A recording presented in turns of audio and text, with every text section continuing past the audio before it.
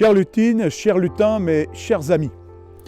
Après 2 années consécutives sans cérémonie, je suis heureux de vous annoncer que nous pourrons enfin nous retrouver samedi prochain à 16h30 salle Brumel pour la traditionnelle cérémonie de vœux du maire à la population. Je vous y espère très nombreux. Nous pourrons partager tous ensemble la galette des rois. En attendant de vous rencontrer, et pour ceux qui ne pourront pas être présents, j'ai souhaité m'adresser à vous dès ce premier jour de janvier. Ce tout début d'année est l'occasion de tirer un bilan de l'année 2022 qui s'achève. Au cours de 2022, Luc-sur-Mer a changé. Elle est devenue une ville plus attractive et elle est une station balnéaire reconnue pour son dynamisme. Cela est le résultat d'une politique d'aménagement ambitieuse, particulièrement sur le front de mer. La place du Petit Enfer et ses alentours, comme la placette de jeu pour enfants, attirent beaucoup et à notre grande satisfaction, l'ensemble fonctionne comme nous l'avions envisagé. Les aménagements que nous réalisons ne concernent pas que le front de mer. Et comme je l'avais annoncé l'année dernière, 2022 a été l'année du lancement de grands chantiers, en particulier l'agrandissement du cimetière et sa rénovation, dont la fin est estimée pour début 2023.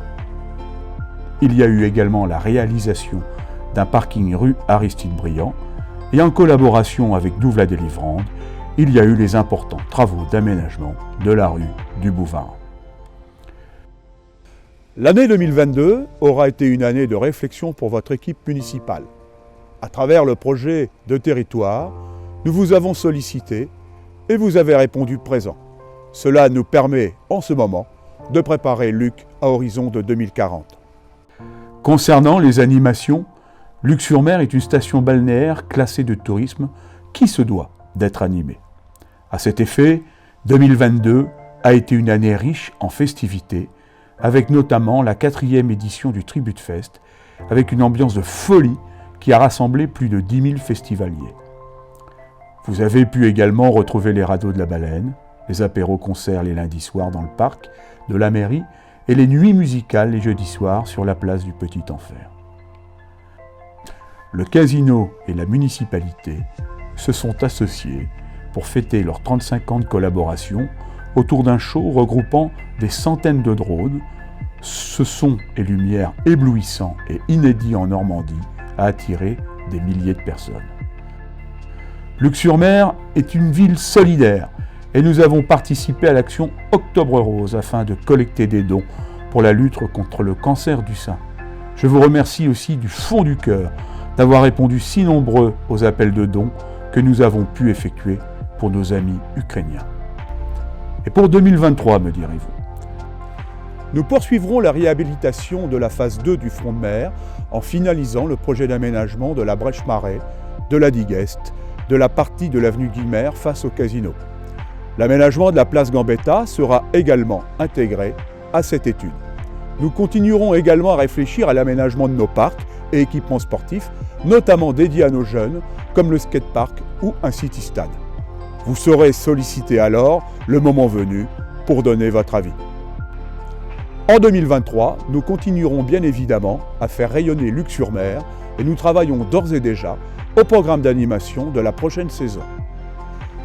Tout cela, nous devrons le réaliser dans le cadre d'un budget contraint. Comme toutes les communes de France, nous subissons déjà les effets de l'inflation, de la hausse des coûts des énergies et des charges salariales. Des choix importants devront être faits avec la volonté de conserver un service public de qualité, mais aussi de nous permettre de finaliser les projets annoncés. Ces choix seront pris en responsabilité pour continuer à assurer l'avenir financier de Luc-sur-Mer dans le cadre d'une volonté de développement durable, c'est-à-dire sans compromettre la capacité des générations futures à répondre à leurs besoins. Avant de conclure, il est important pour moi de remercier l'ensemble des forces vives de notre ville, à commencer par les enseignants et éducateurs qui jouent un rôle fondamental auprès de nos enfants. Je pense aux bénévoles de nos 53 associations qui participent au dynamisme de notre commune. Je pense aux forces de l'ordre et de secours qui assurent la sûreté et la sécurité de nos habitants. Et je pense enfin à tous nos commerçants qui croient en l'avenir de Luc-sur-Mer.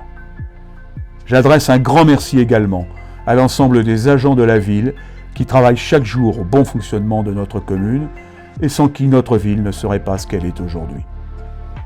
Enfin, j'adresse mes plus vifs remerciements aux élus qui m'accompagnent. Tout cela ne serait pas possible sans une équipe d'adjoints compétente et des membres du conseil municipal travailleurs et assidus aux commissions. À vous tous, je souhaite le meilleur pour 2023. Prenez soin de vous, de vos proches et de ceux que vous aimez. Je vous souhaite au nom du conseil municipal une bonne année, de bonheur, de santé, de fraternité. Vive 2023 et vive Luc-sur-Mer!